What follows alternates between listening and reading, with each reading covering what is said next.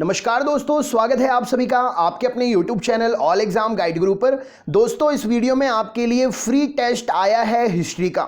History के video से questions exam में पूछे जा रहे हैं। आपको पता है हर एग्जाम में जीके का जो लेटेस्ट सिलेबस है उसमें हिस्ट्री के इंपॉर्टेंट क्वेश्चंस पूछे जा रहे हैं। तो इस वीडियो में आपके लिए फ्री टेस्ट है 30 क्वेश्चन का। चेक करिए क्या आप हिस्ट्री में 50% से प्लस स्कोर गेन कर पाते हैं।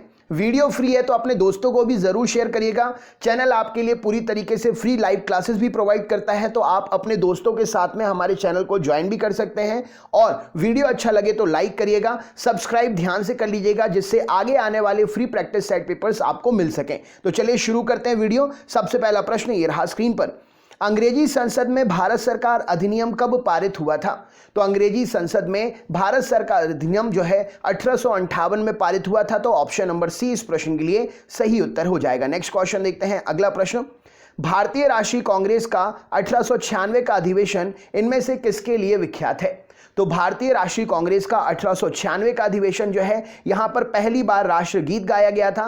राइट आंसर हो जाएगा वंदे मातरम जो है पहली बार इस अधिवेशन में गाया गया था, इसके लिए यह विख्यात है। आपको पता होगा 1937 तक भारत का राष्ट्रगान था वंदे मातरम, बाद में राष्ट्रगीत बना वंदे मातरम।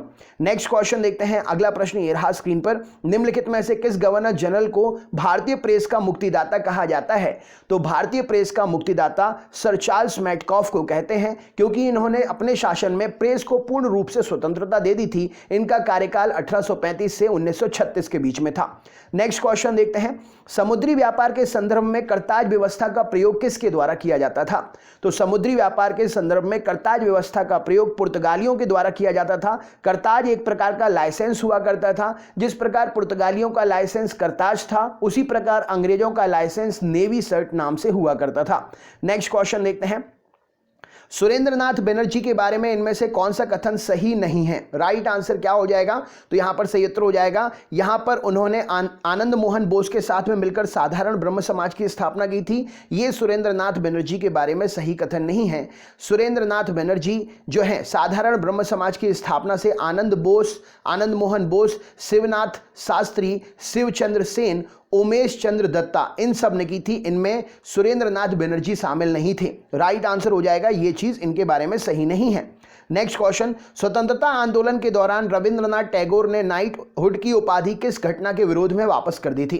तो स्वतंत्रता आंदोलन के दौरान गुरुदेव जी ने, रविंद्रनाथ टैगोर जी ने नाइटहुड की उपाधि जलियांवाला बाग कांड से हताहत होकर वापस कर दी थी। 13 अप्रैल 1919 जलियांवाला बाग कांड जो हुआ था उससे हताहत होकर इन्होंने नाइटहुड की उपाधि वापस कर दी थी। 1915 में ब्रिटिश सरकार ने इन्हें नाइटहुड की उपाधि प्रदान की थी। नेक्स्ट क्वेश्चन देखते हैं। अगला प्रश्न ये रहा स्क्रीन पर। क्वेश्चन है, मुस्लिमों के लिए अलग मतदाता दल के लिए किस कांग्रेस अधिवेशन को जाना जाता है? तो कांग्रेस का जो 1916 का अधिवेशन था जो कि लखनऊ में हुआ था।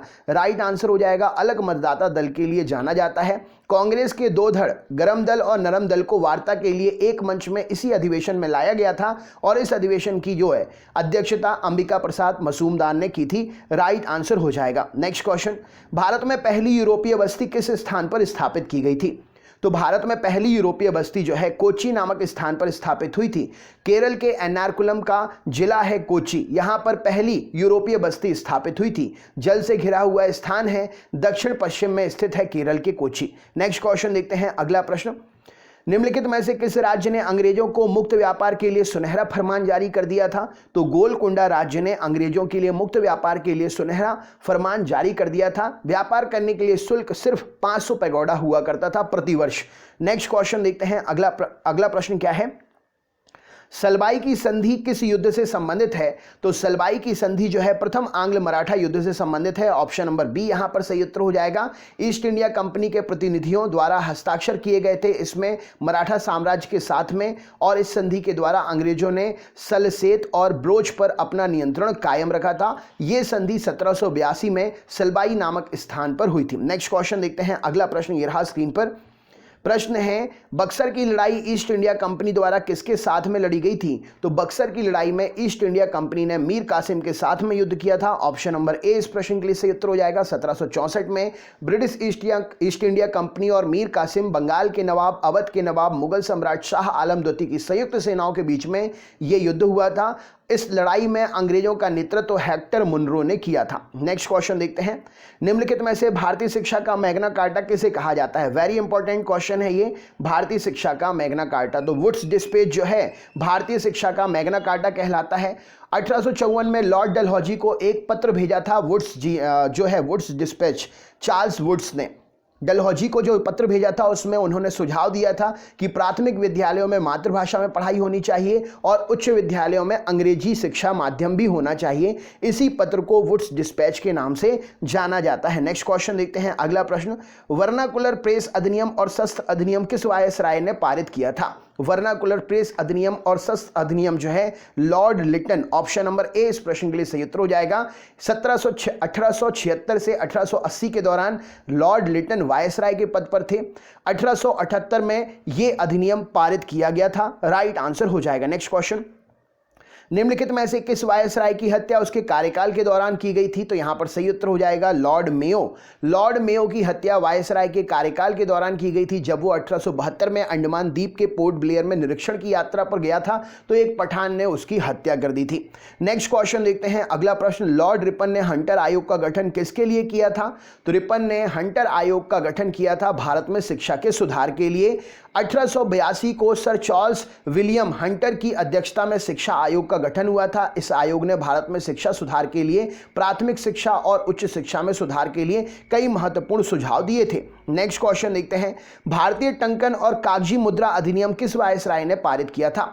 तो भारतीय टंकन और कागजी मुद्रा अधिनियम जो है लॉर्ड कर्जन ने पारित किया था, ऑप्शन नंबर सी इस प्रश्न के लिए सही उत्तर हो जाएगा। 1899 में यह अधिनियम पारित हुआ था, राइट आंसर हो जाएगा। नेक्स्ट क्वेश्चन देखते हैं, अगला प्रश्न, निम्नलिखित में से किसे मराठाओं का मैकियावेली कहा जाता है? तो मराठाओं का मैकियावेली नाना फर्नांडीज को कहते हैं। मैकियावेली का मतलब होता है कूटनीतिज्ञ, और इटली का कूटनीतिज्ञ था मैकियावेली, उसकी संज्ञा दी गई है नाना फर्नांडीज को, राइट आंसर हो जाएगा। अगला प्रश्न देखते हैं क्या पूछा गया है। अगला प्रश्न है, श्रीरंगपट्टनम की संधि का संबंध किस युद्ध से है?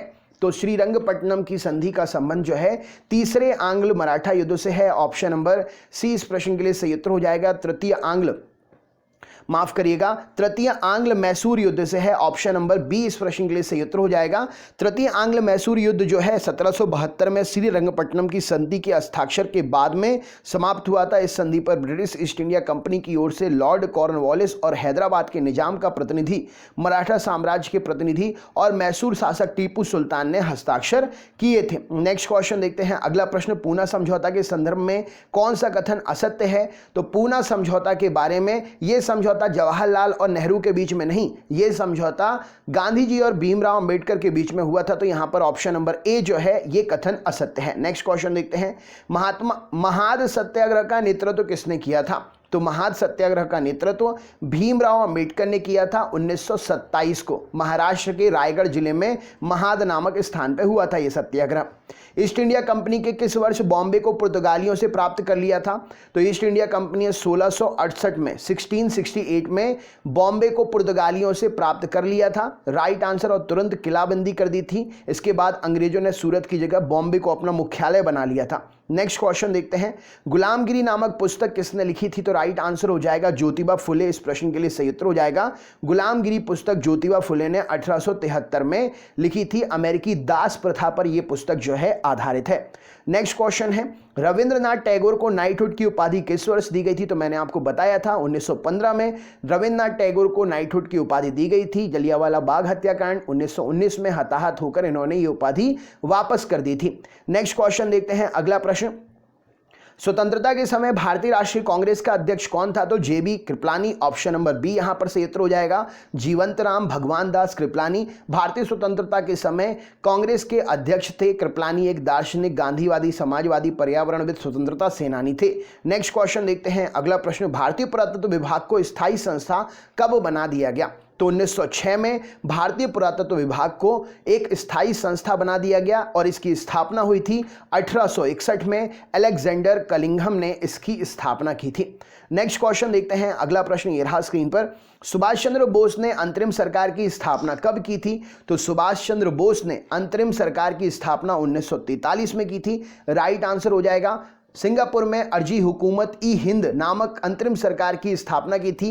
इसका जो सरकार का समर्थन धुरी राष्ट्र जापान, नाजी जर्मनी, इटली और सहयोगियों ने किया था। सुभाष चंद्र बोस को प्रधानमंत्री, रक्षा मंत्री, विदेश मंत्री बनाया गया था इस सेना का, और रास बिहारी बोस को मुख्य सलाहकार बनाया गया था। नेक्स्ट क्वेश्चन देखते हैं। अगला प्रश्न ये रहा स्क्रीन पर। क्वेश्चन है, सुभाष चंद्र बोस ने अंतरिम सरकार की स्थापना कब की थी? तो ये अभी मैंने आपको बताया, सुभाष चंद्र बोस ने अंतरिम सरकार की स्थापना। अच्छा, ये क्वेश्चन सेम आगे नहीं हुआ। ओके, नेक्स्ट क्वेश्चन, निम्नलिखित में से किस आंदोलन की शुरुआत नमक कानून को तोड़ने से हुई? तो नमक कानून से सविनय अवज्ञा आंदोलन शुरू हुआ तोड़ने से। 12 मार्च 1930 को साबरमती से यात्रा करके 6 अप्रैल 1930 को दांडी नामक स्थान पर गांधी जी पहुंचे और नमक को हाथ में लेकर या नमक बनाकर ब्रिटिश नमक कानून का इन्होंने उल्लंघन किया, नमक कानून तोड़ा। नेक्स्ट क्वेश्चन देखते हैं, किस समाजवादी नेता ने जेल से भागकर भारत छोड़ो आंदोलन में भाग लिया? तो राम मनोहर लोहिया इस प्रश्न के लिए सही उत्तर हो जाएगा। 1910 में अकबरपुर में इनका जन्म हुआ था। स्वतंत्रता सेनानी है, समाजवादी थे और वे कांग्रेस सोशलिस्ट पार्टी के सह संस्थापक भी थे। नेक्स्ट क्वेश्चन देखते हैं। अगला प्रश्न ये रहा स्क्रीन पर, बक्सर की लड़ाई के बाद बंगाल के नवाब की गद्दी पर कौन बैठा? तो बक्सर की लड़ाई के बाद में बंगाल के नवाब की गद्दी पर मीर जाफर बैठा। राइट आंसर हो जाएगा ऑप्शन नंबर सी। 1764 में बक्सर की लड़ाई हुई थी, मीर जाफर बंगाल का इसके बाद नवाब बन गया। और ये आपको आंसर बताना है मुझे, स्वदेश बंधन की स्थापना किसने की थी? इसका आंसर मुझे आप बताइए। इसका आंसर मैं आपको बता सकता हूं, लेकिन मैं चाहता हूं आप मुझे कमेंट बॉक्स में शेयर करें इसका आंसर। वीडियो अच्छा लगा तो लाइक करें। चैनल पर अगर यूं ही आप फ्री प्रैक्टिस सेट पेपर प्राप्त करना चाहते हैं तो सब्सक्राइब करके बेल आइकन ऑन कर लें और अपने ग्रुप में ज्यादा से ज्यादा शेयर करें। बहुत बहुत धन्यवाद। आपका दिन शुभ हो।